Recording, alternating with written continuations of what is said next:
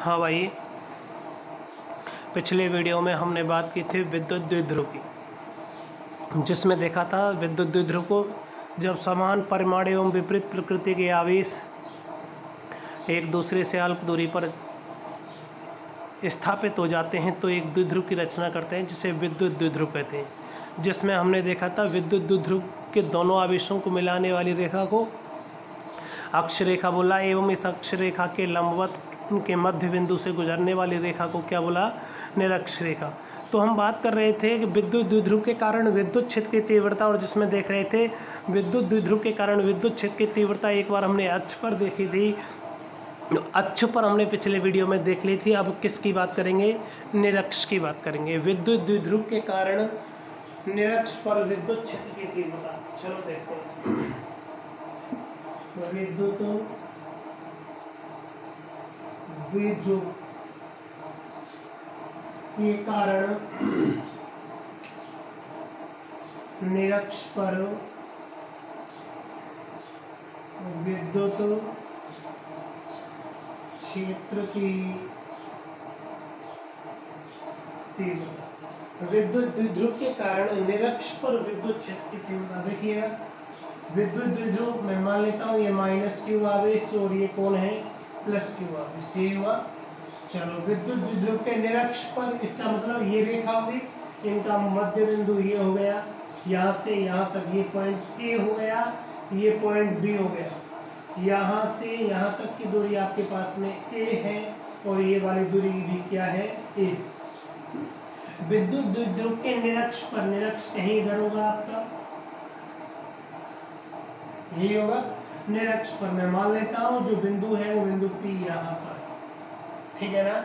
तो मैं भाई यहाँ तक की लैंग्वेज को मैं बोल सकता हूँ, माना किसी विद्युत द्विध्रुव के कोई दो आवेश प्लस क्यू व माइनस क्यू, प्लस क्यू व माइनस क्यू एक दूसरे से 2a दूरी पर स्थित है या नहीं, जिनके मध्य बिंदु O से r दूरी पर, दूरी कितनी पर है?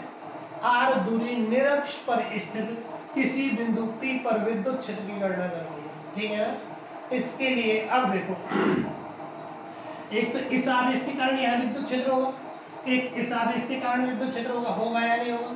अच्छा, इस आवेश के कारण यहाँ विद्युत क्षेत्र होगा। तो अब ये बताओ, इस आवेश के कारण यहाँ विद्युत क्षेत्र बाहर की ओर होगा या अंदर की ओर होगा? अंदर की ओर होगा। क्यों होगा अंदर की ओर? क्योंकि माइनस क्यू आवेश है। माइनस क्यू आवेश के कारण विद्युत क्षेत्र किधर होता है? अंदर। तो माइनस क्यू आवेश के कारण विद्युत क्षेत्र इस प्रकार से होगा या नहीं होगा? इसका मतलब ऐसे आ रहा होगा। इस विद्युत क्षेत्र को मैं मान लेता हूँ बेटा, ये क्या है आपका? E1, ठीक। प्लस क्यू आवेश के कारण यहाँ बिंदु P पर विद्युत क्षेत्र क्या होगा? अंदर या बाहर? बाहर होगा। तो ये इधर आ गया, ये क्या आ गया आपके पास? E2। कोई समस्या? मैं मान लेता हूं ये वाली रेखा है जो बिंदु P के साथ में, ये वाली रेखा है वो इस अक्ष रेखा के साथ में, इस अक्ष रेखा के साथ में थीटा कोण बनाती है। मैं मान लेता हूं जब ये थीटा कोण बनाती है तो ये भी थीटा कोण बना रही होगी, है ना। जब ये थीटा कोण बन रहा है, देखो इसको मैं क्षैतिज रेखा खींच देता हूँ। जब ये थीटा कोण बना हुआ है तो श्योर ये भी थीटा कोण बनेगा। ये थीटा कोण बना हुआ है तो ये भी थीटा कोण बनेगा। क्यों बनेगा? कि देखो दो समांतर रेखाओं को कोई तिर्यक रेखा काटती है तो ये वाले कोण बराबर होते हैं, संगत कोण होंगे क्या? आप देखो, ये तिर्यक रेखा हो गई सीधी, ये दो समांतर रेखा होगी, हुई या नहीं हुई? कोई दिक्कत? चले आगे और देखो ये थीटा कोण होगा तो ये वाला कोण भी आपका क्या होगा? थीटा कोण होगा। एक का अंतर कोण जेड बन रहा है, नहीं बन रहा है? एक का अंतर कोण। कोई समस्या? चलो,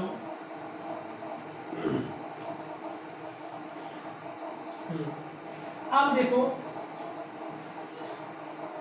मैं क्या करता हूं, इस आवेश के कारण यहां पर विद्युत क्षेत्र देख रहा था, वो विद्युत क्षेत्र क्या आया?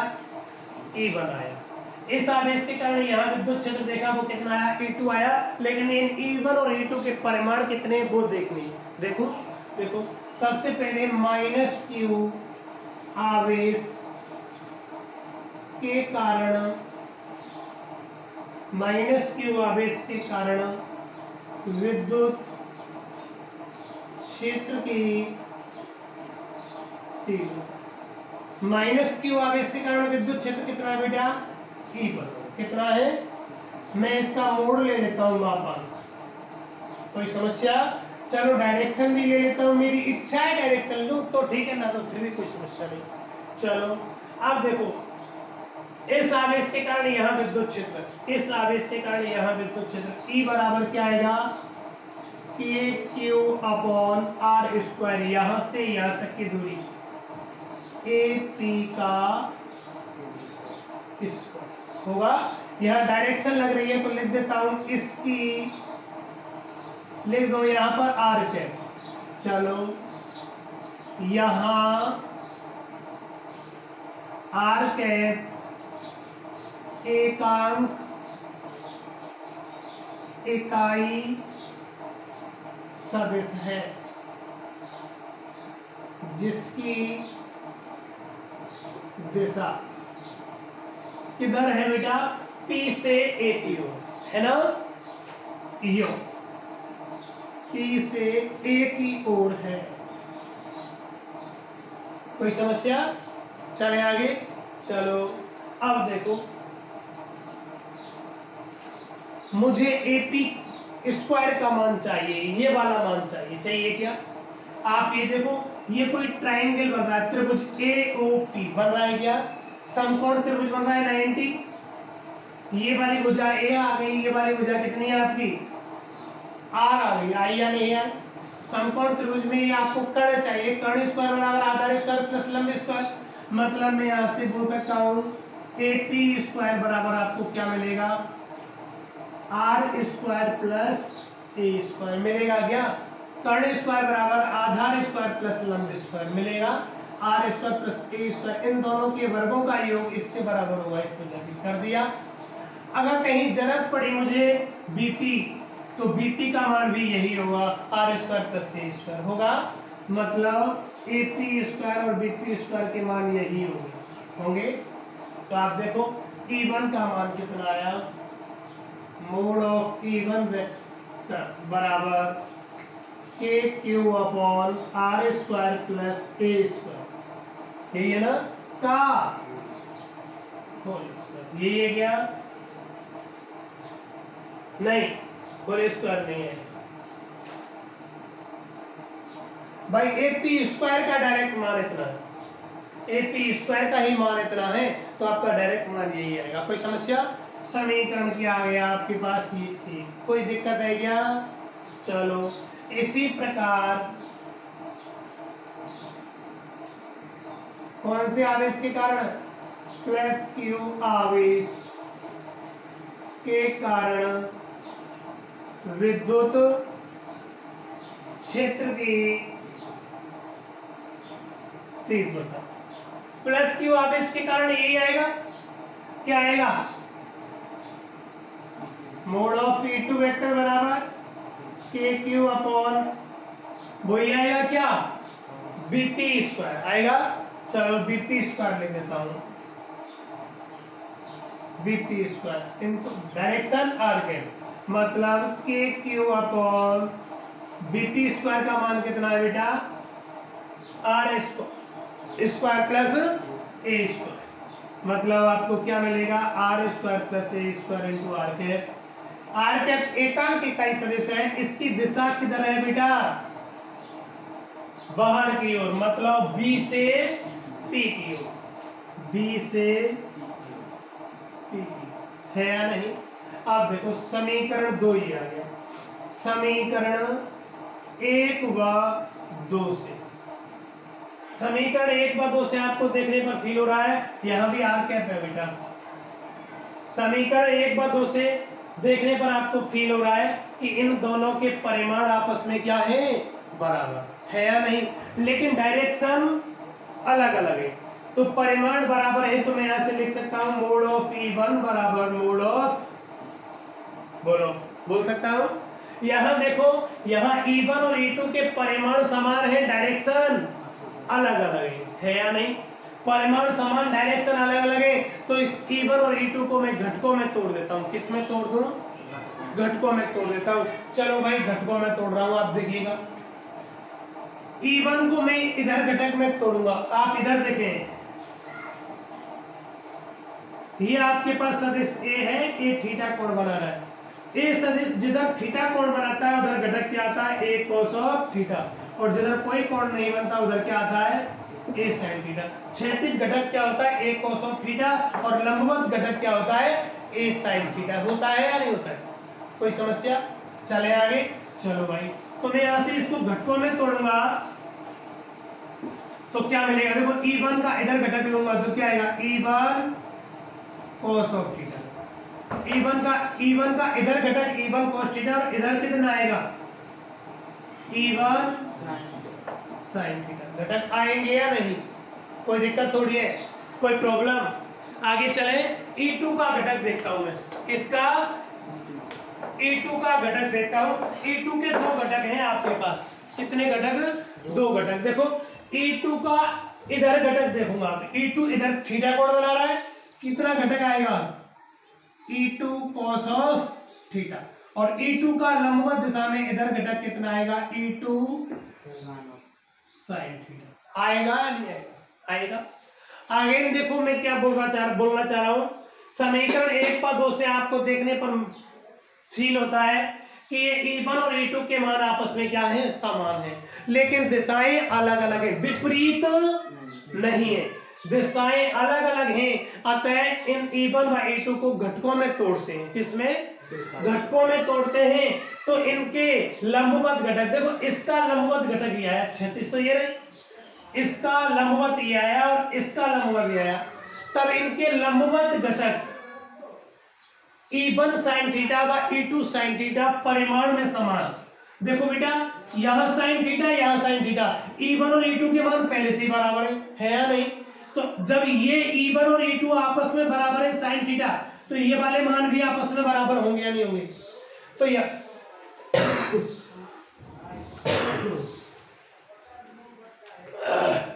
यहां मैं बोल सकता हूं, यहां विद्युत क्षेत्र E1 व E2 के लंबवत घटक E1 sin थीटा व E2 sin थीटा परिमाण में समान और दिशा में विपरीत, एक ऊपर है और दूसरा विपरीत होने के कारण एक दूसरे को क्या कर देते हैं, ये निरस्त कर देते हैं।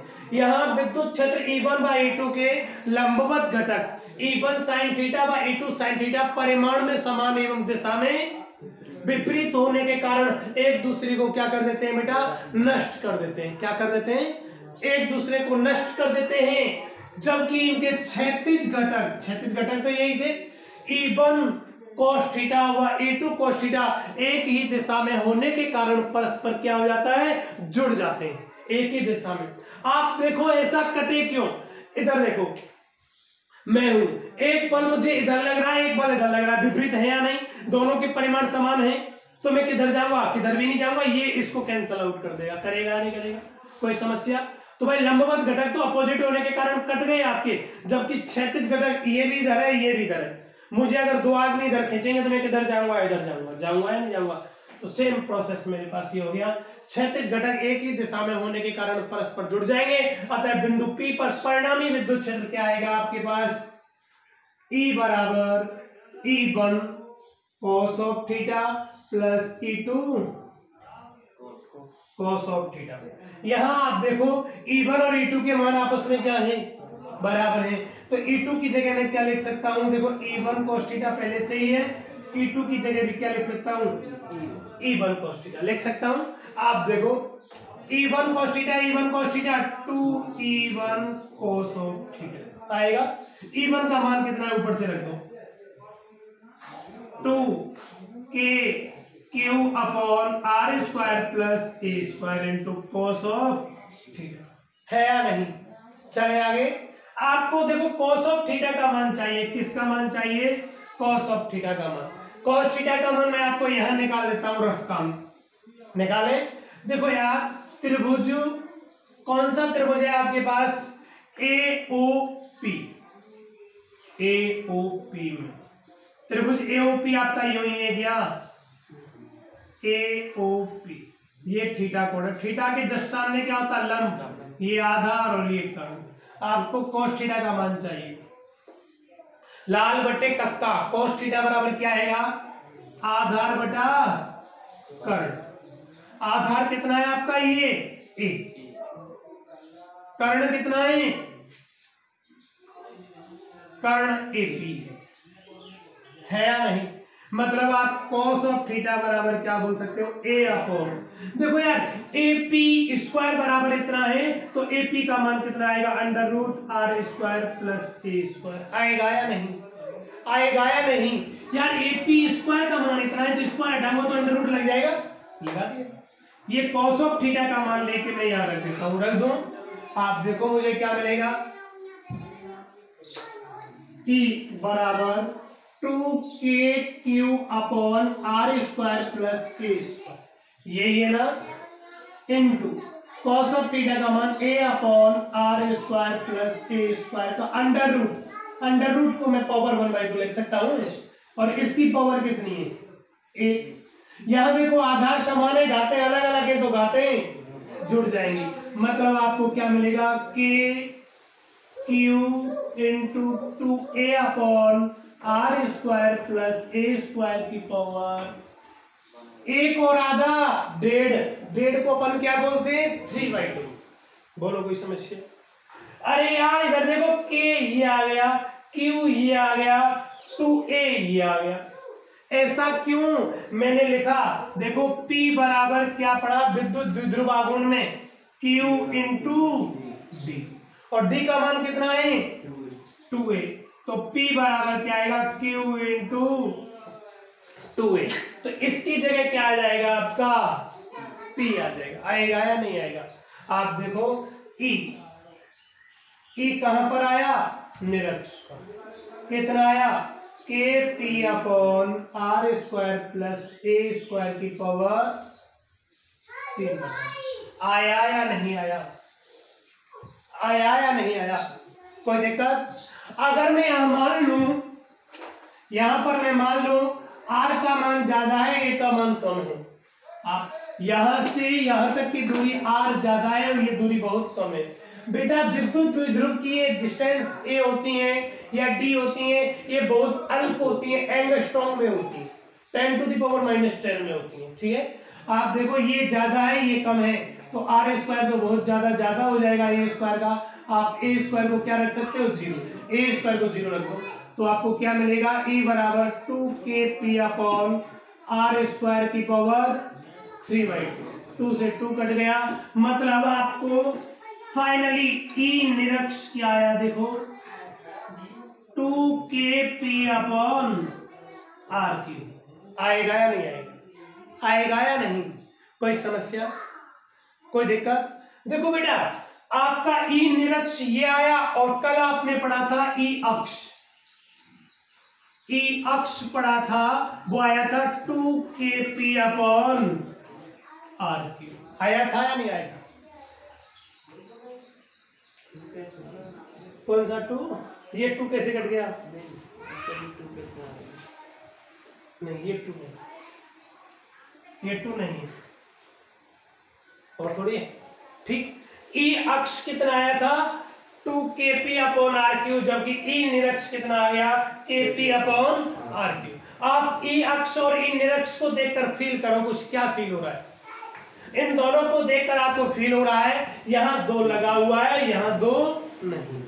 इसका मतलब मैं बोल सकता हूं ये वाला विद्युत क्षेत्र इस वाले विद्युत क्षेत्र की तुलना में कितना गुना ज्यादा होगा, 2 गुना।